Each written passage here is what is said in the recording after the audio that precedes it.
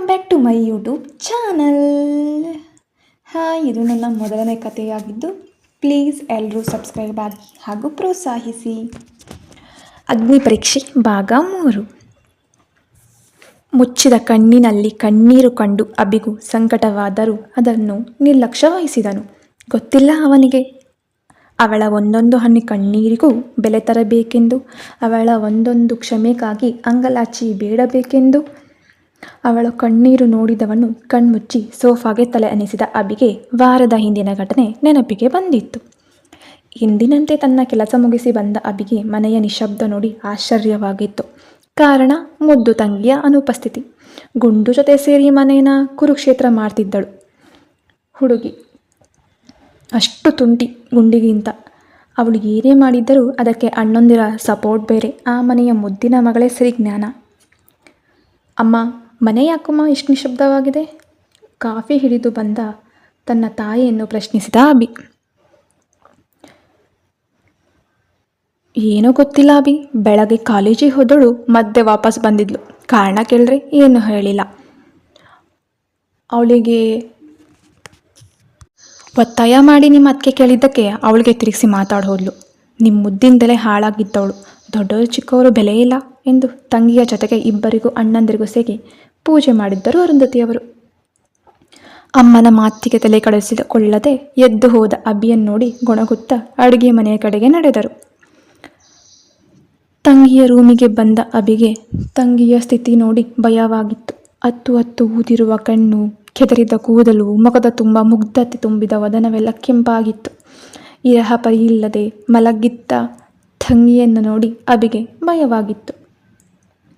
ರೂಮಿನ ಬಾಗಿಲನ್ನು ಹಾಕಿ AC on ಮಾಡಿ ತಂಗಿಯ ಬಳಿ ಬಂದವನು ತನ್ನ ತೋಳಿನಲ್ಲಿ ಬಂಧಿಸಿ ಅವಳಿಗೆ ನೀರು ಕುಡಿಸಿದನು. ಅಬಿ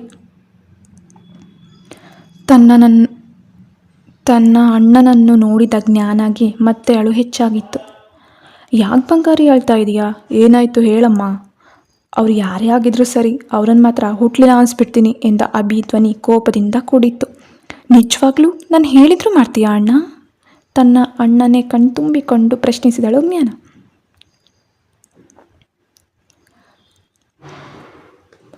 ಪ್ರಾಮಿಸ್ ಮುದ್ದು, ನಿನ್ನಣ್ಣ ನಾನು. ನೀನೇನೇ ಕೇಳಿದ್ರು ತಂದು ಕೊಡ್ತೀನಿ ಎಂದು ಅವಳ ಚಾಚಿದ ಕೈ ಮೇಲೆ ಪ್ರಮಾಣ ಮಾಡಿದ್ದ ಅಬಿ. ಗೊತ್ತಿಲ್ಲ ಹುಡುಗನಿಗೆ ತನ್ನ ತಂಗಿ ಕೇಳುತ್ತಿರುವುದು ಆಟದ ಗೊಂಬೆಯಲ್ಲ, ಅವಳು ಇಷ್ಟಪಟ್ಟು ತಿನ್ನುವ ಪಾನಿಪುರಿಯೂ ಅಲ್ಲ. ಕೇಳುತ್ತಿರುವುದು ಇನ್ನೊಬ್ಬರ ಸ್ವತ್ತನ್ನು, ಎರಡು ಪ್ರೇಮಿಗಳ ಪ್ರೀತಿಯನ್ನು ಎಂದು. ಅಣ್ಣ, ನಮ್ಮ ಕಾಲೇಜಿನಲ್ಲಿ ಒಬ್ಬಳಿದ್ದಾನೆ ಅಣ್ಣ. ಅವನ ಹೆಸರು ಆದಿತ್ಯ ಅಂತ. ನಮ್ಮ ಕಾಲೇಜಿನಲ್ಲಿ ಮೋಸ್ಟ್ ಹ್ಯಾಂಡ್ಸಮ್ ಅವನು. ಅವತ್ತು ಕಾಲೇಜಲ್ಲಿ ಫಸ್ಟ್ ಇಯರ್ ಸ್ಟೂಡೆಂಟ್ ರ್ಯಾಗಿಂಗ್ ಮಾಡ್ತಿದ್ರು. ಅವಾಗ ನಾನು ಕೂಡ ಇದ್ದೆ. ಅವರು ರೇಗಿಸ್ತಾ ಇದ್ದಾಗ ಅವತ್ತು ಆದಿನೇ ಬಂದು ಕಾಪಾಡಿದ್ದು ಅಣ್ಣ. ಆವತ್ತೇ ಅವನ ಮೇಲೆ ಲೈಟಾಗಿ ಕ್ರಶ್ ಆಗಿತ್ತು. ಹೋಗ್ತಾ ಹೋಗ್ತಾ ಅವನ ಬಗ್ಗೆ ತಿಳ್ಕೊಂಡೆ.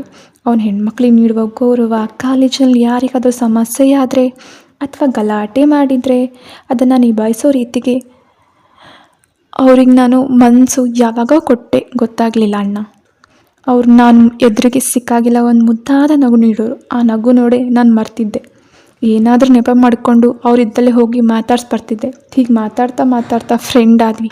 ಇಷ್ಟು ದಿನ ಕಾದಿದ್ದು ಸಾಕು. ಅವನಿಗೆ ನನ್ನ ಪ್ರೀತಿ ಮಾಡೋ ವಿಷಯನ ತಿಳಿಸ್ಬೇಕು ಅಂತ ಎಷ್ಟು ಖುಷಿಯಾಗಿ ಹೋದೆ. ಬಟ್ ಅವನು ಯಾವುದೋ ಹುಡುಗಿನ ಹಗ್ ಮಾಡಿ ಪ್ರಪೋಸ್ ಮಾಡ್ದ ಅಣ್ಣ. ಅವನ ಬಾಯಿಂದ ಬಂದ ಪದ ಕೇಳಿ ಎಷ್ಟು ಶಾಕ್ ಆಯಿತು ಗೊತ್ತಾ ಅಂತ ಜೋರಾಗಿ ಹೇಳುತ್ತಾ ಅವಳ ಅಣ್ಣನ ಕಾಲರ್ ಹಿಡಿದು, ಅಣ್ಣ ಅಣ್ಣ ಅವನು ನಂಗೆ ಬೇಕಣ್ಣ, ಅವ್ನು ಪ್ಲೀಸ್ ಒಪ್ಸಿ ಕರ್ಕೊಂಡು ಬಾರು ಎಂದವಳು ಮತ್ತೆ ಜೋರಾಗಿ ಹತ್ತಳು. ಅವಳ ಕಣ್ಣೀರಿಗೆ ಅವನ ಕಣ್ಣಲ್ಲೂ ನೀರು. ಅವಳು ಸಾಯುವ ಮಾತೆ ಕೇಳಿ ಅಬಿಗೆ ಭಯವಾಗಿತ್ತು. ತನ್ನ ತಂಗಿಯ ಕಣ್ಣೀರಿಗೆ ಕರಗಿ ಇನ್ನೊಬ್ಬರ ಬಾಳಿಗೆ ನೋವು ನೀಡಿದ್ದ. ಸರಿ ಬಂಗಾರಿ, ನೀನು ಅಳ್ಬೇಡ. ಆದಿ ಯಾವತ್ತಿದ್ದು ನಿನ್ನೋರೇ. ನಿಜ ತಾನೇ ಅಣ್ಣ? ಹೌದು ನಿಜ ಅಣ್ಣ. ನಿನ್ನಣ್ಣ ಪ್ರಾಮಿಸ್ ಮಾಡಿದ ಮೇಲೆ ನೆರವೇರಿಸ್ತಾನೆ ಅಂತ ಗೊತ್ತು ತಾನೆ? ಈಗ ನನ್ನ ಬಂಗಾರ ನಗುತ್ತಾ ಅಣ್ಣನ ಜೊತೆ ಮೊದಲಿನ ಥರ ಇರ್ತಾಳೆ. ಹುಡುಗಿಯ ಮುಖದಲ್ಲಿ ನಗು ಮೂಡಿತು. ತನ್ನಣ್ಣ ಮಾತು ಕೊಟ್ಟರೆ ಮುಗೀತು ಅಂತ ಕೆಲಸ ಆದಂತೆ ಎಂದು ಗೊತ್ತಿದ್ದ ಸಂಗತಿ ಜ್ಞಾನಗೆ. ಕೆಳಗಿಳಿದು ಬಂದ ಅಣ್ಣ ತಂಗಿಯನ್ನೇ ನೋಡಿದ್ದ ಅರುಂಧತಿಯವರಿಗೂ ಸಮಾಧಾನವಾಗಿತ್ತು. ಎಲ್ಲರ ಜೊತೆ ನಗುತ್ತಾ ಮಾತಾಡಿ ನೆಮ್ಮದಿಯ ನಿದ್ದೆ ಮಾಡಿದವಳಿಗೆ ತಿಳಿದಿಲ್ಲ ಇನ್ನೊಬ್ಬರ ಕಣ್ಣೀರಿಗೆ ಕಾರಣವಾಗಿರುವೆ ಎಂದು. ಇತ್ತ ತಂಗಿ ಮಾತು ಚಾಚು ತಪ್ಪದೆ ಮಾಡಿದ್ದ ಅಭಿ. ಆಗಲೇ ಅರ್ಧ ಕೆಲಸ ಮಾಡಿ ಮುಗಿಸಿದ್ದ ಹುಡುಗ. ನಿತ್ಯನ ಬಯೋಡೇಟಾವನ್ನೇ ಅಭಿಯ ಕೈಯಲ್ಲೇ ಇತ್ತು.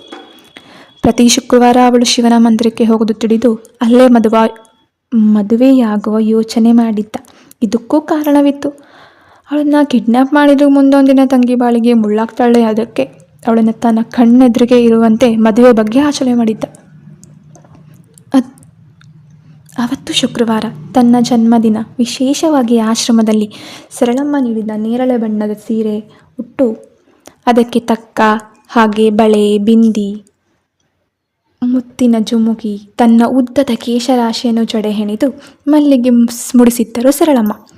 ಸರು, ಯಾಕೆ ಇಷ್ಟು ಪ್ರೀತಿ ಆ ನತೆ ಮೇಲೆ ಎಂದವಳ ಬಾಯಿ ಮೇಲೆ ಪುಟ್ಟ ಇಟ್ಟು ಹಾಕಿ, ಹಾಗನ್ಬೇಡ ಕೂಸೆ, ಯಾವತ್ತೂ ನಿನ್ನ ದೃಷ್ಟಿಯಿಂದ ನೋಡಿಲ್ಲ. ನಾನು ಈ ಆಶ್ರಮಕ್ಕೆ ಬಂದ ಮೊದಲ ಕೂಸು ಕಣೆ. ಆವಾಗಿನ ನಿನಗೆ 3 ವರ್ಷ ಅಷ್ಟೇ. ನೀನು ಈ ಆಶ್ರಮಕ್ಕೆ ಬಂದು ಇಲ್ಲಿಗೆ 16 ವರ್ಷ ಆಯಿತು. ಅವತ್ತಿಂದ ಇದೇ ದಿನ ಹುಟ್ಟಿದಬ್ಬ ಮಾಡ್ತಿದ್ದೀನಿ ಎಂದರು ಸರಳ. ನೀನು ಅಳ್ಬೇಡ ಸರು, ನಾನು ಆ ಥರ ಇನ್ನು ಮುಂದೆ ಮಾತಾಡಲ್ಲ ಆಯಿತಾ ಎಂದವಳು ದೇವಸ್ಥಾನದ ಕಡೆ ನಡೆದಳು. ಗೊತ್ತಿಲ್ಲ ಹುಡುಗಿಗೆ ತನ್ನ ಜೀವನದ ಮುಖ್ಯ ತಿರುವಿಗೆ ಶಿವನೇ ಸಾಕ್ಷಿಯಾಗುವನೆಂದು.